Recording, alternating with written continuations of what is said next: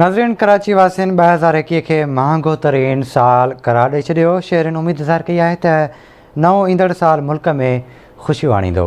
उन हवाले सां कराची वासियुनि आवाज़ टीवी जे रिपोर्टर महताब शर्ट सां कहिड़ा वीचार वंडिया आहिनि, अचो त ॾिसूं। जी, असां महिल मौजूदु आहियूं कराची जे सदर वारे इलाइक़े में ऐं नाज़रीन सां ॻाल्हि ॿोल कयूं था। जेके हिते आवाम मौजूदु आहे उनखां पुछूं था 2021 जो कीअं रहियो ऐं 2022 में जो कहिड़ियूं उमेदूं आहिनि ऐं उन सां ॻाल्हि ॿोल कयूं था त उनजो छा चवणु आहे। 2021 तो बहुत ज़्यादा बुरा गुजरा है, आवाम के लिए बहुत तकलीफदा था, इसलिए कि इस साल में जो इतनी महंगाई हुई है कभी नहीं हुई। हम लोग सारी ज़िंदगी देखते हुए आ रहे हैं इतनी महंगाई, ये दूध और ये आटा चीनी ये चावल इतना महंगा हो गया कि आदमी से बर्दाश्त से बाहर हो गया। 2022 से अल्लाह ताला बेहतर करेगा, अच्छी उम्मीदें हैं। 2021 साल को सुना बहुत महंगाई में गुजरा और दूसरी बात है कि बहुत परेशानियाँ आई, महंगाई इतनी हो गई गरीब के पहुँच से दूर हो गई। अब 2022 इंशाल्लाह देखो कैसा होता है, अल्लाह पाक खैर करे। 2021 में तो बुरा हाल था, बिजली गैस सब महंगी हो रही है, बिल इतने हाई आ रहे हैं।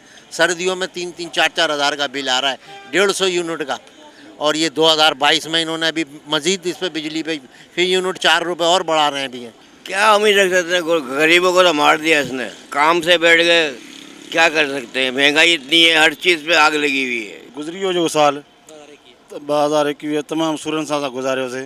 पूरो पाकिस्तान मां त ईअं चवंदुसि त सॼो ई सूरन में गुज़रियो आहे, नंढो हुजे चाहे वॾो हुजे, अमीर त अमीर आहे पर ग़रीब जेको आहे विच तबिके वारा जेके बि आहिनि वो सब माना ख्वारी वारी ज़िंदगी उन्होंने गुजारी है। बस 2021 नॉर्मल गुजरा। 2022 में 21 के मुतालबे में बहुत उम्मीदें रखते हैं। ख़ास तौर पर महंगाई बहुत अपने अरूज पे, गरीब मज़दूर अपने लहसन लगा के बैठा है, बेचारा रोज़ कमाता है रोज़ कमाता है, इसके साथ बहुत मसले हैं। 2021 में बड़ी तबाही हुई है, लोग भूख से मरने लगे हैं, पेट्रोल महंगा हो गया है, घी तेल दाल चावल आटा दुनिया की हर चीज़ महंगी है। 2022 से उम्मीद करते हैं कि अल्लाह पाक जो है ना किसी अच्छे आदमी को हमारा सरबराह बनाए जो आगे चल के हमारे काम आ सके। तव्हां जी ॻाल्हि ॿोल ॿुधी उनजो चवणु आहे त शहरनि जो चवणु आहे त 2021 जेको आहे तमामु मुश्किल रहियो। जेको ईंदड़ साल जी उमेदु 2022 में उनखे सुठी उमेदूं रखूं था त जंहिंमें गवर्नमेंट जेके आहे उहा सस्ताई कंदी जीअं आम माण्हू सही तरीक़े सां ज़िंदगी गुज़ारे सघे।